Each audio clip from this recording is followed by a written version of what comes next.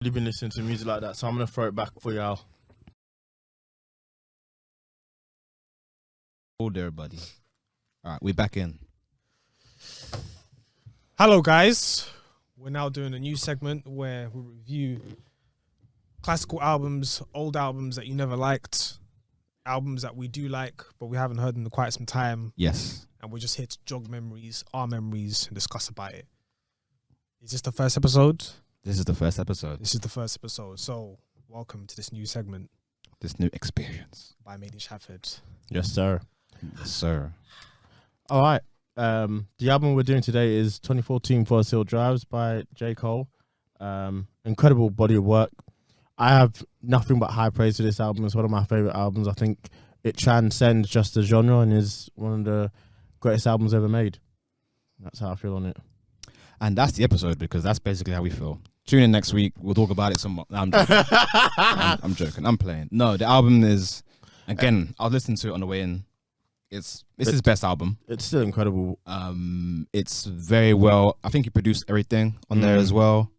14 tracks, no features. I know obviously there was the whole discourse about the meme about that and whatnot, but honestly, it didn't need any. He absolutely bodied it, man. It's a fantastic piece of work.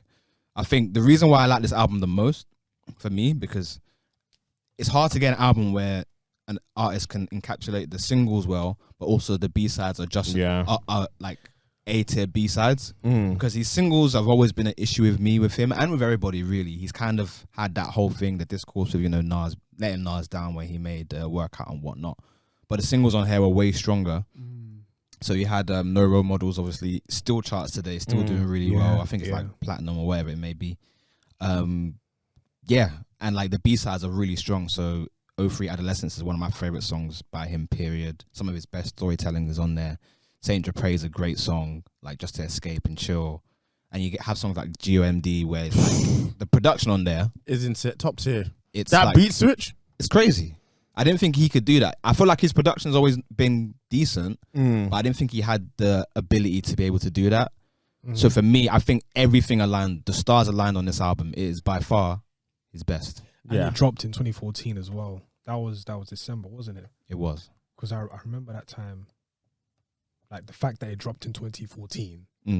Boy. Yeah, December 9th, 2014. So like he was trying to clear us some samples and everything like that. Oh, was it like tentatively not going to drop in 2014? Most likely it wasn't going to drop. It was in the documentary. I remember watching it. He talks about it. And even like Note to Self, he even discusses about it it dropping on 2014. So like 2014 Forest Hill Drive dropping in 2015 doesn't make any sense. Oh, I hear to a lot of people. However, that's his yard, and 2014 is like 2014. So that's got yeah, I hear it. The stars aligned. The stars really, really and truly aligned for that album. I think it's just an encapsulation of everything we love about him. He's been able to talk about stuff that he's always been really like transparent. Yeah, and I feel like on that album he definitely gave a lot to him, like to us, as far as talking about his life, how he grew up, his trials and tribulations, especially on the last song where he discusses it all. It's kind of like an ode to Last Call on College Dropout, where he's just rambling on and on the way Kanye did. I think it's a real. What I like about it as well, it's a natural. It feels like a natural progression in terms of how he just come from Born Sinner, which we've discussed and said to amongst ourselves is a good body of work. It's actually a great album. It aged really well. That album, it really but did. To come off that and then deliver this, which I guess I don't want to get too much into what he delivers afterwards, makes it even more sad. The two albums that I think came after it. But to stay on topic, I even like that progression as well, that the two came out back to back and he was just in a zone, which is always great to see when an artist is just at the peak of their powers, which I think he was at that moment in time. And to echo what you said, I think when you listen to the album, he sounds like he's at his happiest. Because when you hear him on Born Sinner, the album was so good, but it was quite dark, and you could tell he was addressing loads of themes to do with like cheating and alcoholism and like aspects of his life where he felt like ashamed about it. And one other thing that I don't think people really realize, when I went to see him at the time, I've seen him a few times in concert. So when I saw him during Born Sinner, you could see it, like he came out with like a Hennessy bottle, like he was drinking. he was like kind of a bit more sloppy on the stage. He was just trying to get the songs out and the emotion out. Whereas when he was on 2014 Forest Hills Drive tour, you could just feel there was a different energy about him. It was in the O2. You could see like he felt like he was at the peak of his powers. He was clean. Performed from the beginning to the end. It just seemed like he was way more in his element. So it's a very cinematic album as well, I must say. 100%. Like, yeah, it feels big. It feels. That's why I think it's. I still go back to it. It's one of those ones that you remember where you were, like when it dropped. 100%. Second year uni. Had to love that. That was perfect. And the songs on it, the highs on it are just so high as well. That's the What's thing. your favorite song on there? I hate to be, because I'm always that guy, but it is GOMD. GOMD is probably the best song on there. Like, probably not for me, but if I want to look at it like completely objectively, like it's a bit like how I view Sicko Mode being the best song on Ashworld, which you can easily disagree. But like just how much of a high it is and everything that it does, the beat switch up on GOMD more specifically, incredible. And for me, I even love it more because I love the video as well of them trying. It's about the slaves and trying to get away. That's clean, man. And just when he knew he was in his element when the man said this shit's retarded. Like he knew. Yeah, that's Jermaine, he cooked for real. I think for me, my favorite song is "The Tales of Two Cities." Ooh, yeah, let's give that song a little bit of credit right now, because even the beat on that is hard. Even when you head the gun where it's like running, like boy, crazy. But I think the best song in this album is "03 Adolescence," because he's speaking about like him just being like, yo, listen, I'm broke, but I see you're up in it.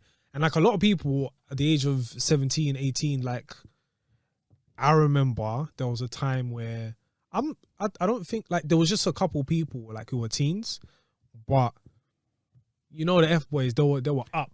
Them man were up. Do you get what I'm saying? So like in the UK, being an F man was big. Like no one was trying to push drugs back then.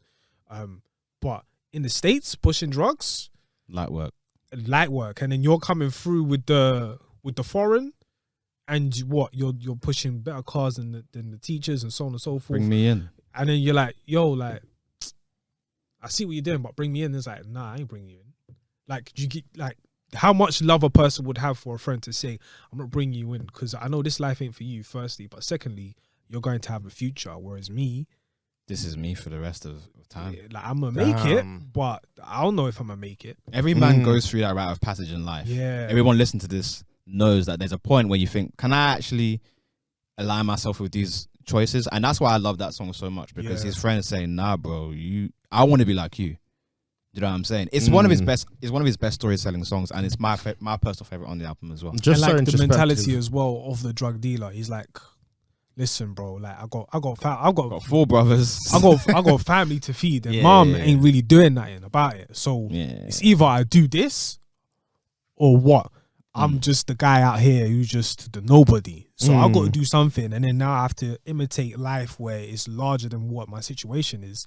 Because if I don't, then boy, it's over. I don't know how I'm going to cope mentally. So it's like, I've got to do this. Is there anything we don't like on the album? Hello.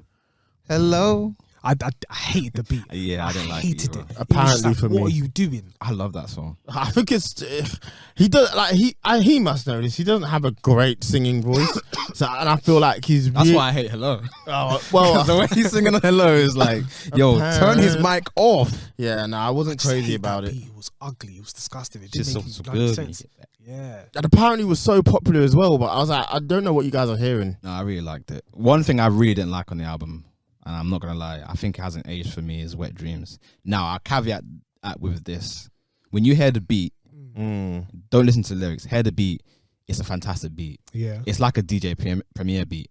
It's like I could imagine like Nas on that beat. I can imagine him spitting hard on that beat. Yeah, and he talks about his trials and tribulations obviously he's good at storytelling, so it sounds good, and people still love that song to this day. But for me, it sounds silly. It just didn't age very well. But if you're from the ages of 14, yeah, I want to say if you're from the ages of 14 up until I want to say 18, yeah, and you listen to that song carries weight in your life. Do you know sometimes it's not stuff isn't always made for us. Do you know what it is? I think we just aged out of it, because when I first heard that, I was like, that's hard as bricks. Like, this is such good storytelling. But I get what he was trying to do. Yeah. Like he made a song called Dreams on the warm up, and it's a similar kind of mindset, and like but it's from like his perspective as like a mid-20s guy. So it was like this is basically like a prequel to that song. So when you hear it, it's like a similar trajectory. But I just feel like the execution hasn't aged as well. But that's my only complaint, really. And hello, the album is for me is 10 out of 10. Yeah, I couldn't agree more. Like I think it's perfect execution. It's him at the height of his powers. Thoroughly enjoyed, and I'd be surprised. I don't think I've ever heard a bad word about this album, and I think that sits high its praise personally. On my Insta, it was 93%. It's a classic. Oh. Someone pressed no, but she said she did it to troll me. So fair enough. Oh, Yeah. do that more. That's hilarious. Yeah. All right. I hope you guys enjoyed this. Eman came up with an amazing idea, and hopefully we'll do more of it. Yeah, 1000%. Let us know if there's anything you want us to discuss. And something within the sound of what we collectively like to listen to. Yeah. Don't give us no like Britney Spears Slipknot. and that. Well, yeah, don't give us no Slipknot, man. I know that, you know, the music industry puts demons in musics and CDs and stuff like that for you to listen to, but Slipknot is just outward Satan worship. I'm not really here for that. Yeah. So next week we'll be doing Sniplock, and we'll see y'all there. Man said slip lock. Slipknot. All right. Yeah. We out. Bye.